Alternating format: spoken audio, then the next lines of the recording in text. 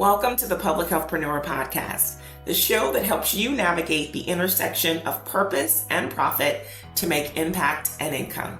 I'm your host, Quisha Umemba, a registered nurse, public health practitioner, nonprofit founder, authoress, and entrepreneur on a mission to ignite conversations that matter. I've dedicated my career to the pursuit of health equity and to transforming the lives of individuals and communities. And now my passion project is empowering public health professionals to become public health entrepreneurs. My journey is a testament to the potential of this field, and my goal is to ignite that potential within you. Here's what you can expect.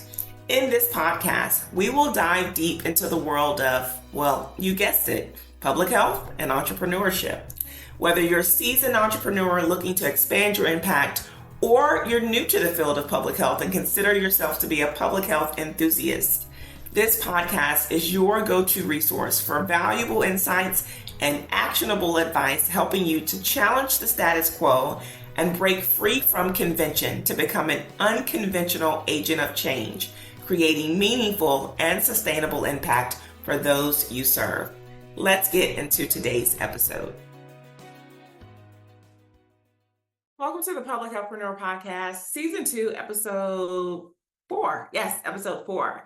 Today we're talking about the current public health consulting landscape, and I want you to know that not a lot has been written on the topic of public health entrepreneurship. In fact, I like to say that when I did my literature review, when I got ready to write my book, I did my literature review on like a weekend. I mean, there's just not been a lot written on the topic of public health entrepreneurship, but I do have some fantastic public health colleagues that got together and conducted their own research and titled Describing the Self-Employed Public Health Consultant and Entrepreneur Workforce in the United States, a survey snapshot for consultants. This was done in 2023. And I want to just share some of the results of this survey with you. I think it serves to shed light on just really how unconventional this profession is, but also how doable it is as well to know that you have other colleagues in the space that are doing this work. So this particular survey by Roman et al. Was, again, in 2023, 119 individuals, including myself, participated and identified themselves as public health consultants. And so some of the demographic information you should be aware of. 92% of the respondents were women, 74% of the respondents were white, 16% Black, 7% Asian, and 6% of the group Hispanic. 67% of the respondents indicated that they held master's degrees, 28% had doctorates. And there was actually an even split of that 119 participants, with half of participants indicating that they work as full-time consultants and the other half indicating that they worked as part-time consultants. And at the time, I was also working part-time. Since then, I'm now 100% full-time in my business and going on 3 years. Yay, excited about that. So here's some interesting information that was gleaned from this research. So the motivating factor for public health professionals to leave traditional public health workforce included the opportunity to choose topics or projects of interest, the option for more flexible work hours, the autonomy to create their own work environment and processes, and the option to work remotely. And I personally can attest that all 4 of those were the reasons why I left. And I will also do a fifth one. So this comes from me and not from the research. The option to not have an income cap. Okay. So as a public health entrepreneur, and I've shared this again, which is why I talk about how you can make impact and make income, is that there's certainly an income cap if you're working for someone 9 to 5 versus as an entrepreneur, there's an opportunity for you to make an endless amount of money. Not saying that you will do that as a public health entrepreneur, but you can do that. Okay. So next, how much money do public health consultants make? So the hourly rate, according to these 119 participants, was $120 an hour. And so on the full-time scale, that's about $109,000. And then on part-time consultants that they were making about $40,000 per year.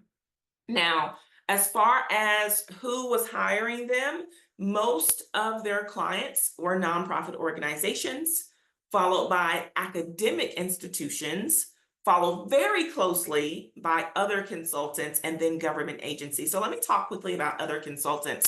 So I have hired other consultants to subcontract with me on projects before, and that's exactly what they mean in this. So a lot of times you're getting started and you're looking for contracts and you're looking for clients, and you don't realize that you can actually start out subcontracting with other public health consultants until you can get some experience, get some past performance, and then be more comfortable serving as the prime or getting contracts under your business or under your name on your own.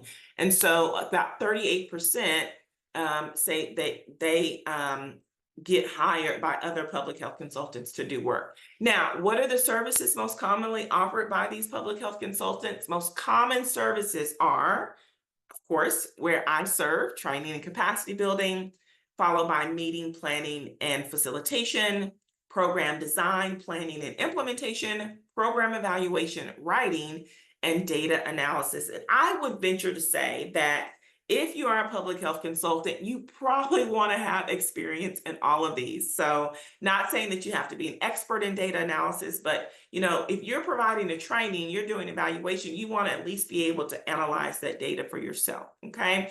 I always tell people, regardless of the type of consultant you are in public health, chances are you're going to do some type of planning, some type of training, some type of technical assistance where you're actually creating the resource, the toolkit, the PowerPoint, the whatever it is, and then program planning. And of course, you're going to be doing some writing. So whether it's securing grants or responding to proposals or pitching, whatever it is, you're going to do some kind of writing. So it's best to be well-rounded and be and have robust experience, because you're probably going to be doing some type of training like that.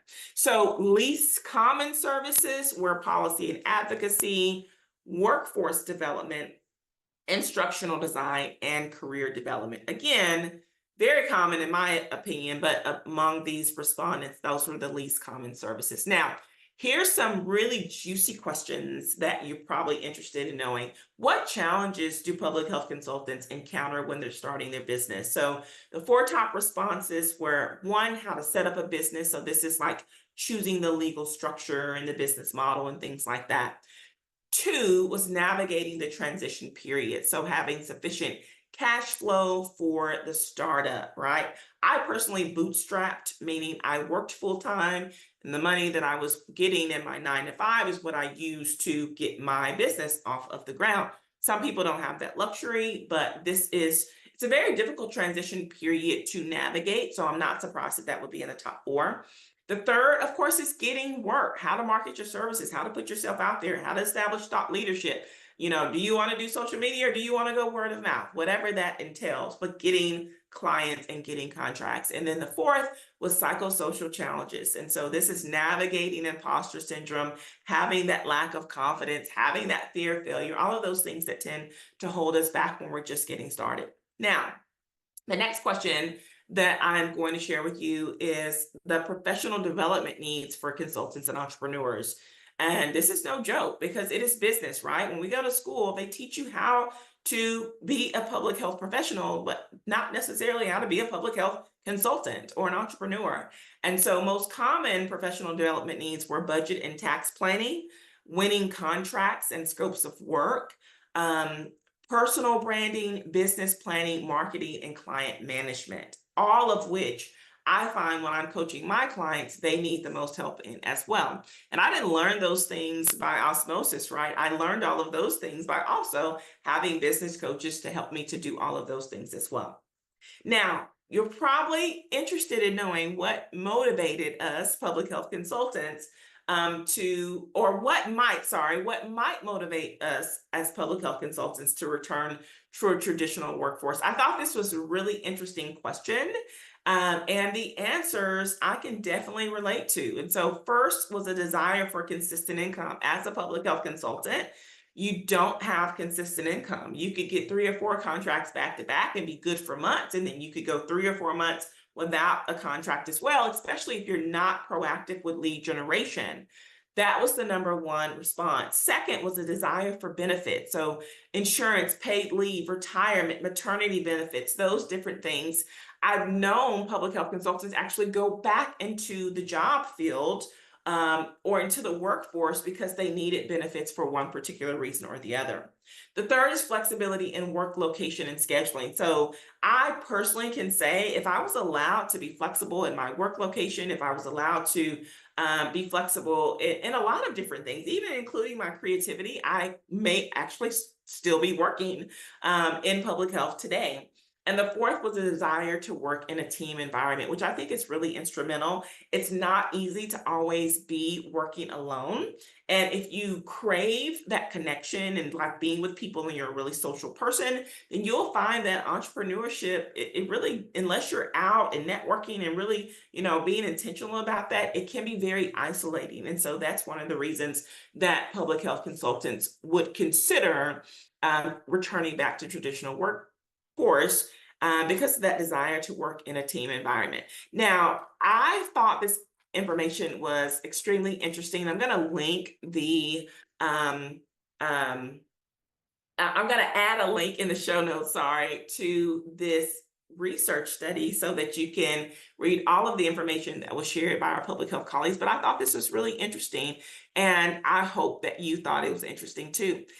Thanks for tuning in to the Public Healthpreneur Podcast, the show that helps you navigate the intersection of purpose and profit to make impact and income. I'm Quisha Umemba, the Public Healthpreneur, and I hope you enjoyed today's episode. For all things public health entrepreneurship, be sure to follow me on social media at Quisha Umemba or The Public Healthpreneur. You're also invited to join the Public Healthpreneurs Facebook group where we continue the conversation after each podcast episode.